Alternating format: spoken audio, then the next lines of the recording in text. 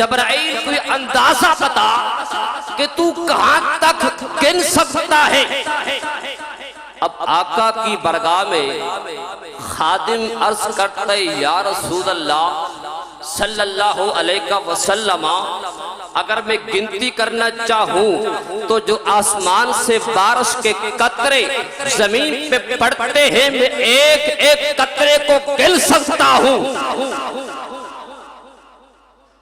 یہ گنتی کا اندازہ بتا رہے ہیں سرکار کو، آقا اگر میں چاہوں تو بارش کے قطروں کو گن سکتا ہوں۔ میرے آقا مسکرائے، فرمایا جبرائیل بس نہیں آقا، نہیں آقا، اگر میں گنتی کرنے پہ آؤں تو زمین کے ذروں کو گنتی میں لا سکتا ہوں۔ توجہ بھائی، آقا فرماتے ہیں بس نہیں آقا، اگر میں چاہوں تو پوری کائنات کے درختوں کے پتوں کو گنتی میں لا سکتا ہوں۔ میرے آقا فرماتے ہیں جبرائیل بتا تو کیا نہیں گن سکتا؟ توجہ بھائی توجہ، تو کیا نہیں گن سکتا؟